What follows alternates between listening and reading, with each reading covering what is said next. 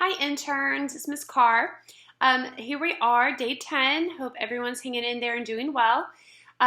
Today in our lesson, we are going to complete chapter 5 in our Teen's Guide to Finding a Job, which continues to talk about interviewing. And today's activity is I'm asking you to either text me or call me. My contact information is on day 4. And I want you to call me or text me to set up an interview that we're going to do. It's a mock interview, so not a real one, but just so we can continue to practice those questions. So that is your assignment for today. So I'll just go ahead and show you where we are on our pacing guide right here with day 10. We're going to, again, complete chapter 5, and we're actually going to start on page 123 with those interview questions and go to 135. And then please contact me, your teacher, to set up an interview. And again, my contact information is there under day 4 if you don't have my number already in your phone. So here we go. We're going to get started here on page 123 with interview questions. We're going to talk about, again, some of those interview questions that an employer can ask you. We're also going to talk about questions an employer can't ask you. And the book gives us a great resource on a website as well for that. So here we go on page 123 under interview questions. As stated earlier, practice for the interview by anticipating what questions might be asked and prepare your answers ahead of time. Preparation and practice is key to doing your best. Most of the questions will relate to educational background, relevant experience, career goals, personality, and related concerns.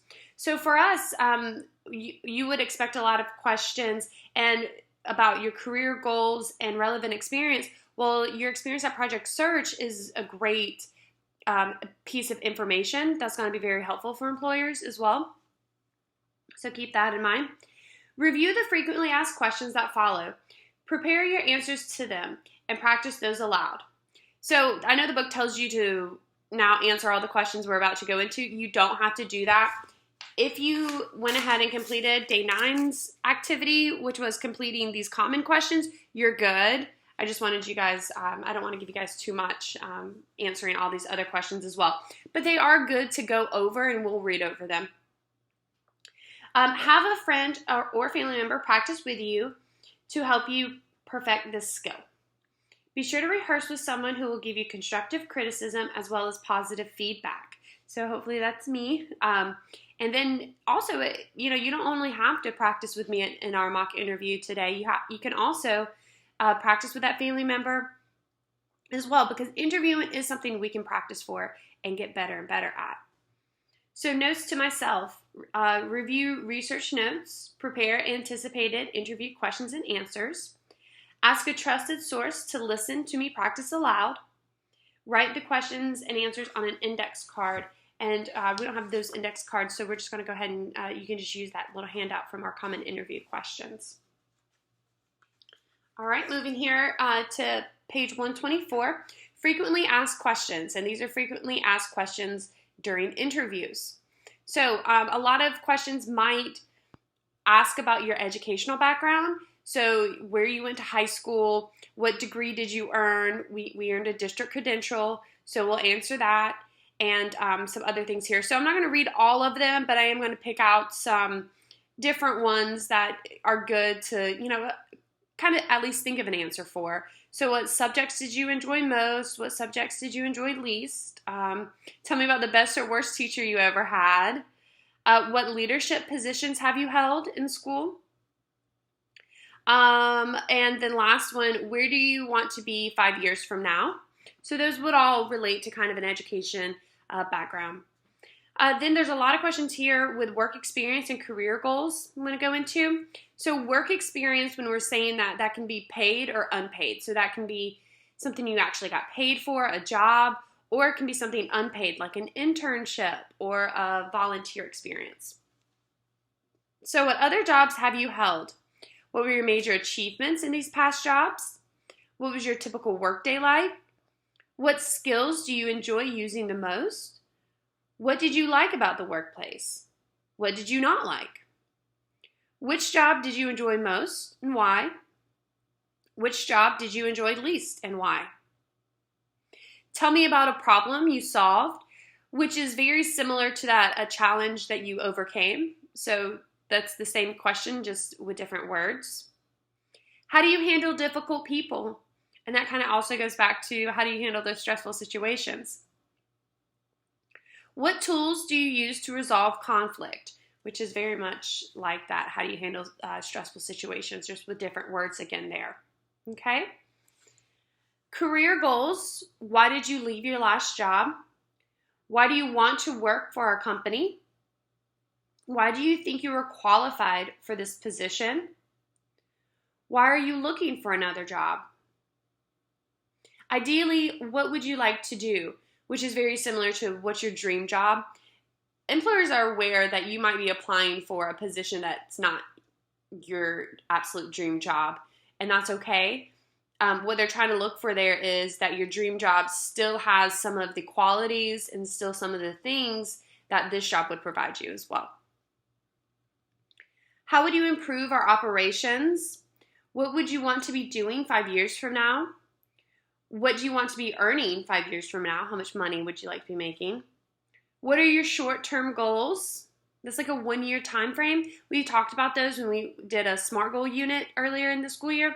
So remember, we all have short-term goals and then we all have long-term goals. And long-term goals are 2 to 5 years. So they could ask you about either of those. When will you be ready to begin work? What attracted you to our organization or company? How'd you hear about us? How do you feel about working overtime? So that's more hours that's like over 40 hours.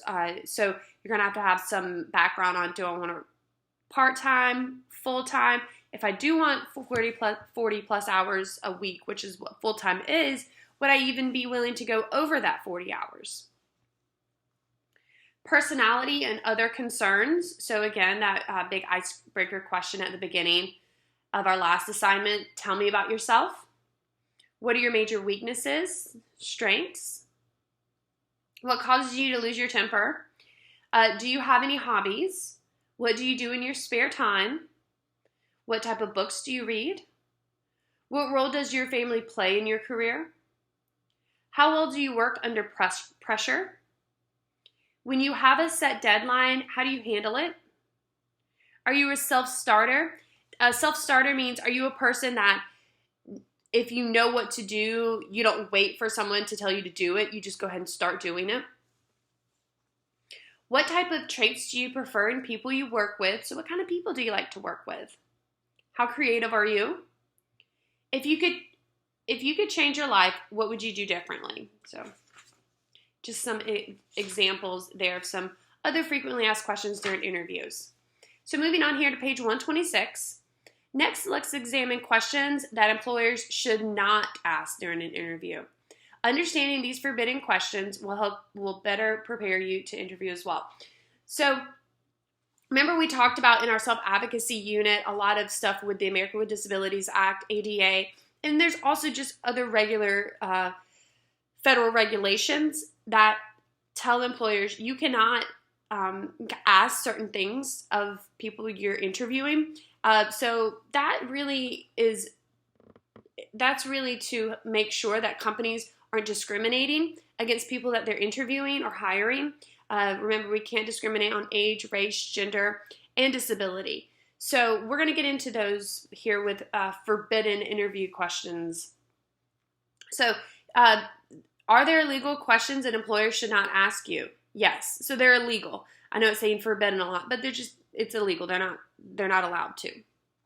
Yes. Normally these type of questions pertain to age, citizenship, disability, equal pay compensation, and sex discrimination, genetic, national origin, pregnancy, race, color, religion, sex, sexual harassment, ancestry, credit rating, criminal record, military discharge, and even religion.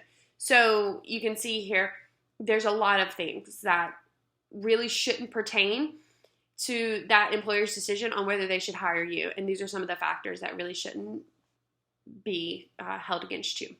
So, although the intent of these questions may be to determine if you're a good fit for the job, It's important to know that only information relevant to your ability to do the job can and should be asked. Employers may not be aware of the law, and they may ask you one of these questions. This can turn a good interview into a bad one if you don't know the law or how to respond. So be sure to have a basic understanding of regulations that govern job discrimination. Now and as you advance through your career journey, become familiar with the discrimination laws in Federal Equal Employment Opportunity, EEO, by visiting the EEOC.gov. And I went over this, and it's a great website. Really, it seems to be more, it's a government website, we know, with the .gov, so it can be trusted. And it's really one of those where you go to, where employers also can go to for outlines to get information on, I really feel like they asked me this question about religion. And so it has it blocked off with different questions or different areas you think that might have been violated in that interview. And you can go and look into that and find out more information on that website. So that is the EEOC.gov. So here's some examples. I like that it gives us some examples because this, we sometimes really don't know, what, I know they're not supposed to ask me, but these questions might sound different. So it gives you some examples of what they can say, but what they can, which has kind of the same words in it. So we want to be very clear on that. I don't want you guys to get upset with an employer and, they really didn't do anything wrong. So we really want to be clear on ways they can ask things because it can get tricky. So here's some examples. So nationality, basically, are you a U.S. citizen? So they can't ask that. They can't say, are you a U.S. citizen? The information they're looking for is the employer wants to know you're legally able to work for the company. So they just want to know if you're legal to work for their company, but the correct way that they need to state that question is, are you authorized to work in the United States? So just because you're not a U.S. citizen doesn't mean you can't work here, or authorized to work or allowed to work here. So that's the way that question is supposed to be asked. Religion, they can't ask you, what religion do you practice? So basically the employer wants to know if you're available to work on the weekend is why that question would be asked, because typically services are held, on Sundays or Saturdays and during the weekend times. So that's what they're asking. Well, they can't. They can only ask, what days are you available to work? Your age even can't be held against you. So incorrect, they cannot say, how old are you? The employer may ask questions about your age to determine your maturity level, if you're old enough to work, and if you're close to retirement. But they can't ask that. You can't ask your age. So all they can ask really is, correct, are you older than 18 years of age? And the reason that they can ask that is because when you turn 18, then there's different state laws that go away. If you're below the age of 18, then you may have different hours you can work and schedules you can be available for. So they can't ask if you're older than 18. And if you are 18, you just say yes because you're 18 and older. Marital status and family status. So they can't say, is this your maiden name? So I have a maiden name. My maiden name is Braswell. When I married my husband, I took his last name as Carr. So they can't ask me, is Carr your maiden name? Because basically they're asking me, are you married or not? And they can't hold that against me or anything in that interview. So they can ask, have you worked or earned a degree under another name?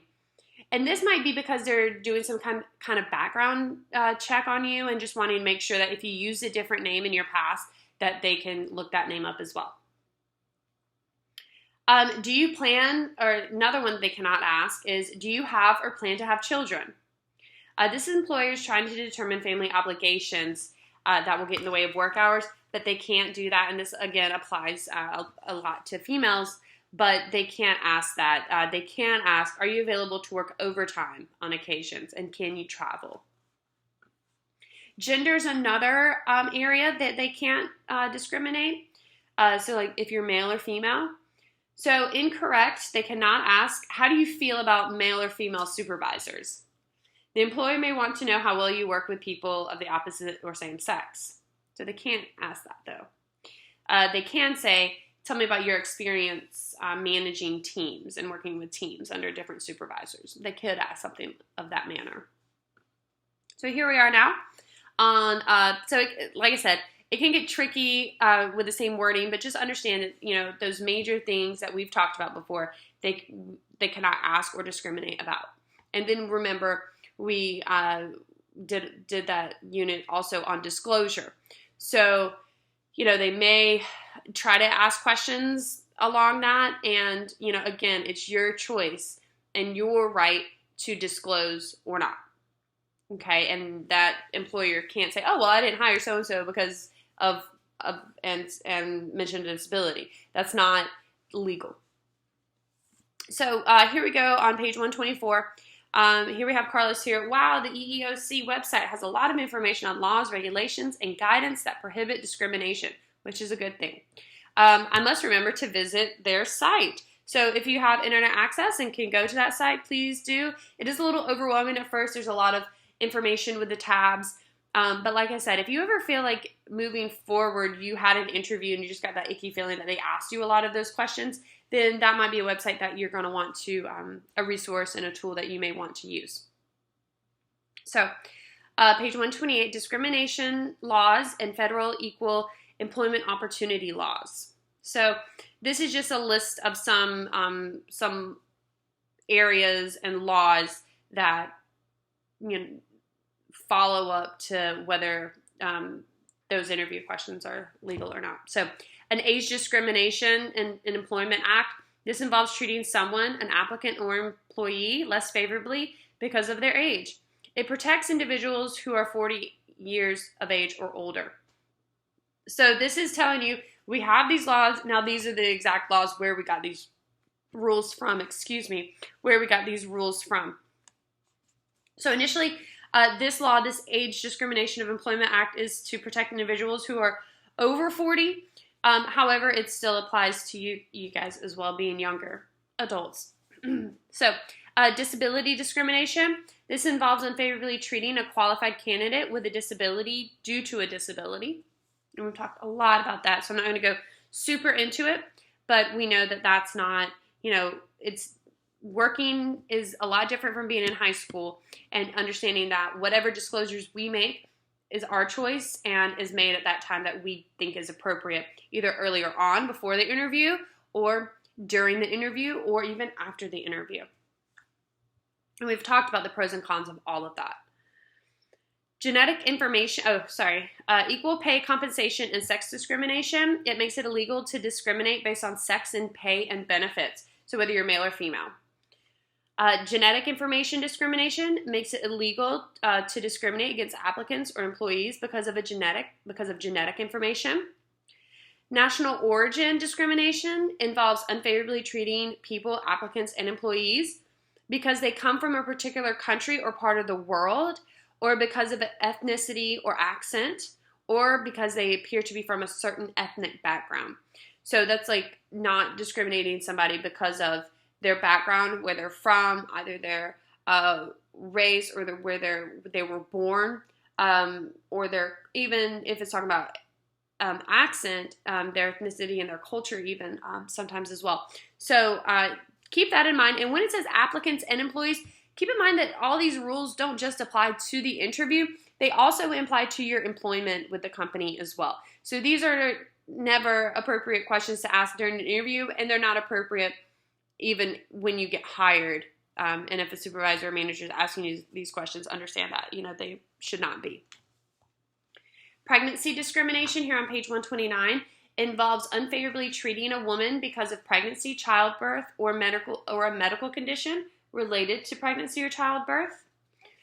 Race/color discrimination. Race discrimination involves unfavorably treating someone, applicants or employees, because he or she is of a certain race or because of personal characteristics associated with race, such as hair texture, skin color, or facial features. Color discrimination involves treating someone unfavorably because of skin color or complexion. Your skin color should not matter when getting a job. And that's, if somebody brings that up, about why they're not considering you or why you can't do something or why you should do something, that's discrimination.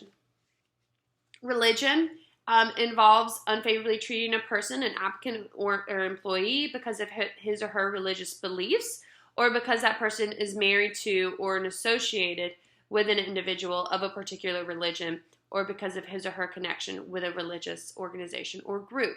So you have the right to either be whatever religion you choose or not be, and that not being held against you in the workplace. It's completely separate. Sex involves unfavorably treating someone, an applicant or employee, because of a person's gender or sexual orientation. So whether you're male or female. Also, it would relate to anyone who might be whatever sex they're attracted to. So if that person was a homosexual and was attracted to people of their same gender, still cannot be discriminated against. Sexual harassment. It is unlawful to harass a person, an applicant or employee, because of that person's sex, male or female. Yes, male or female, but this is sexual harassment. Harassment can include sexual harassment or unwelcome sexual advances, requesting for sexual favors, and other verbal or physical harassment of a sexual nature. So if just anyone's saying things to you that make you feel uncomfortable, and kind of a quid pro quo situation where if you do this, I'll do it, and all of that's inappropriate in an interview and on the job. It's called sexual harassment. It's very serious, and if you feel that someone's made those statements to you and made you feel uncomfortable, and not only statements, but has touched you in a way that makes you feel uncomfortable, then you go directly to your HR supervisor, you go directly to a trusted adult, and you let them know that. It's very serious. And again, you shouldn't feel like that in your workplace. It should be a safe place. So if it's not feeling safe, you let someone know. And again, that's trusting your instincts. Immigration reform and control involves asking questions about citizenship before making an offer. So again, they can't ask you, are you a U.S. citizen? They can just ask you, are you able to work legally in the U.S.? So caution, if you're asked an illegal question during an interview, politely avoid it by saying, wow, I've never been asked that before, and then chuckle. This will give the employee the opportunity to redirect the conversation. That's kind of letting them off the hook lightly, I think. But, I mean, if you do get asked one of these questions, we haven't really gone over what happens if you do. So, here it goes. If someone asks you one of those questions, what your religion is, or any of those that we just went over, you can say, wow, I've never been asked that before, and I really don't feel comfortable answering it. I mean, you can just say, I don't feel comfortable answering something, and that wasn't supposed to be asked. And, then that's on the employer to ask a different question because the one you asked really shouldn't have been. Heading to page 130 here, you may have to refuse to answer a question. If so, simply do so tactfully. If the employer persists, so that means if they keep asking these illegal questions, you have the right to say, okay, well, thank you so much for your time, but I think it's time for us to go ahead and end the interview. And you have the right to terminate or end that interview. Because obviously if that is an employer that keeps asking questions and making you feel uncomfortable, that's not the job you want in the first place. So just go ahead and say, thank you so much for your time. I'm going to head on. Keep in mind that you're there to gain information about the employer so you can decide if it's a good fit for you. Not only is it important that you're a good fit for them, but again, we want to make sure all these jobs that we are applying for and that we're interviewing for are jobs that we want too. So improper questions could be a sign that it's not a good place for you to work. You can politely excuse yourself and thank the interviewer for his or her time. So we're very lucky to be with Project Search and to be at a hotel that's very inclusive. That means they're very welcoming to all different types of people. We know because we've worked with them. And even having Miss Hudson there as our HR, she's very knowledgeable on a lot of this stuff. But if, we continue and we're looking at jobs outside of the hotel, then we do need to be aware that some companies aren't as inclusive. So we need to be aware of that. So just again, if you get asked anything, race, age, gender, religion, disability, you can definitely, and you haven't disclosed that disability, you can absolutely say you don't feel comfortable answering that question, move on, or you can say thank you for your time and then leave that interview. Hopefully that never happens. That's never happened to me, but just it could, so that's just why we wanted to touch on it there. All right, on page 130, behavior interview questions. As you advance through your career journey, the interviewer's questions may become more complex. He or she may ask behavior type questions to learn how you react in a given situation. They're designed to let you talk about your previous experiences in a way that gives the interviewer insight into how you behave in certain situations. The interviewer develops these questions to match the job composition and determine if you're a good fit for the job. So remember I was talking about, I forget what day it was, day 7 or 8, but I was talking about how I applied for Best Buy online and how there were so many of these questions that, I had to answer, these multiple choice questions on what would I do if this happened, or what would I do if, the customer wasn't happy with this, or what would I do if I took that pin home. So it's going to ask you a lot. Some people might ask you a lot of those type questions, as behavior type questions, to see what you would do in situations. So just be honest, give your best response of what you would actually do. Again, they're just trying to see if you're a good fit. Again, this is why we're conducting research on the job. Company and cultural organizational culture is important. In this case, you want to be prepared to provide examples of your work self. You also want to explain situations, identify your role, share outcomes, and demonstrate how you made a positive difference. To do so, carefully listen to the interviewer's questions so you can describe in detail your response. And if you ever need a person interviewing you to repeat, you can say, I'm sorry, can you repeat the question, please? Or can you don't even have to apologize. You say, can you repeat that one more time?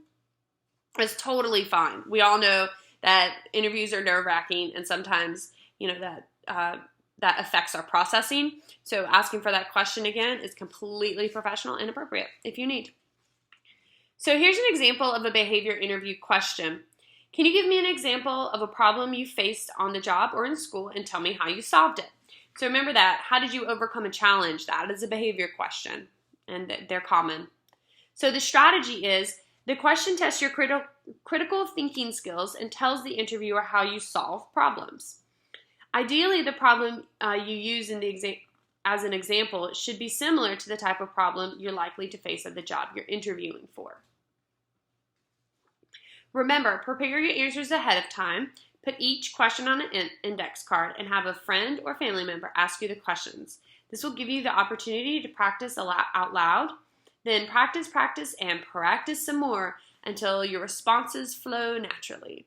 So that's what we're doing here today with our activity, with you setting up an interview with me and me asking you these questions, and hopefully you're practicing them too on your own. So I must remember to answer behavior questions by describing a problem and how I dealt with it, and giving examples that are relevant for the job I'm interviewing for. A lot of us might not have that experience, and that's okay, so I just think that second point is kind of a bonus if you can. So here's some general tips and guidelines. Keep these tips in mind when preparing for an interview. Think before you speak. Respond intelligently to all the questions. Just do your best job. Effectively communicate your personal and professional traits. Balance yourself. Sell those skills. Detail your experience and abilities. Show your dynamic personality and maintain a positive attitude. I think that's the most important. Do not talk about salaries or fees or rate of pay until the employer brings it up first. If they bring it up, it's fine. If unsure of the starting salary, ask what the company will pay an individual with your skills and experience. Do not short yourself by agreeing to or requesting a salary before doing your research. Your ultimate goal, not to mention the salary until a job offer has been made. So at this stage in your career journey, time is important. Make sure the employer can accommodate your hours and availability, like we put on those applications. So some other things, the book is really big on thank you letters, which is something I need to work on. But they also recommend writing thank you letters after your interview. So preparing thank you letters. Format your thank you letter as a business letter. So your information up at the top, dear Mr. or Mrs. Address your thank you letter to the person who interviewed you. So it's important to remember those names. Make certain you have the correct spelling of their name, including the title and organization, and complete mailing address so you can get them that letter. Express your appreciation for hosting the interview, touring the facilities, or meeting any of the employees that might have occurred. Reemphasize, so go ahead and restate your skills and qualifications that match the job. Address how the company can gain from them. Briefly include information of importance you forgot to mention during your interview. A lot of times in these, and you guys might find it when we complete our mock interviews, but when we do, you might, oh man, I should have said that, or I should have added that to my answer.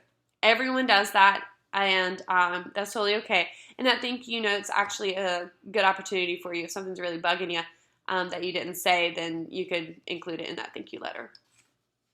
So I'm going to skip this, but this is kind of the body of the thank you letter. If you choose to do a thank you letter, it tells you what should be mentioned in paragraph 1, 2, and 3.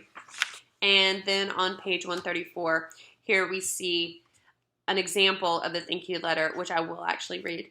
So at the very top, you see here, right here on page 134, page 134. I'm going to start reading them here at the top. So you see they have the date. Then you have the person who interviewed you. I'll point to it. So date, and then the person who interviewed you, their information right there. And then dear Miss, you always want to use a Miss or Mr.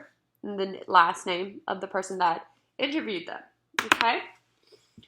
I appreciate the interview opportunity at Lucky Food Super Center on Monday. The tour of the store and your overview of the store setup and function gave me a clear understanding of the cashier's position. So we see this person applied to be a cashier at the Lucky Food Super Center. In particular, I was impressed with the state-of-the-art point-of-sale terminals and the quality of customer service you expect to be rendered or given to customers. The entire experience has confirmed my desire for employment as a cashier with Lucky Food. My completion of a 2-year business course has prepared me well for this position. Based on my interview, I know I'm the perfect candidate for the job and will fit in well with the Lucky staff. Thank you for the experience of getting to know your organization better. I look forward to hearing from you in the near future. I will contact you within a week to obtain the status of the hiring process. Sincerely, your name, and then your address, telephone number, and email address. So that's what that thank you letter would look like. Very nice touch, I think. So, aha moment here in interviews. Actively listen and ask questions. It is up to you to determine the fit between your skills and the company requirements. This will help you make a good career decision about each job you research. So just big thing in the interviews, listen to the question and do your best to answer the question. Like I said, if you need those questions repeated, you just ask them to do so, and they will. And just show that confidence and stay positive. So, your activity today is text or calling me and setting up that employee interview. I've actually had a couple of you guys already reach out to me from day 9, so that was great to see. I'm glad you guys are excited about that. If you guys want to do FaceTime on your phone, please let me know. I'd love to see you guys in real time. And if not, over the phone is good too. We'll hear those voices. Just expect for me to ask a lot of these questions from the common interview sheet here. And just do your best. It's just me, and it's just good practice so you're prepared for the future. So also, please continue now to finish your employability skills development log as well with all these things you're doing at home to help out. And of course, if you need anything, my business hours are 10 to 11, Monday through Friday. And I touch base with a few families on Friday. So if there's anything you guys need, please reach out to me. Any tech or any assistance accessing these lessons, please let me know. And I'll see you guys next time for day 11. Bye.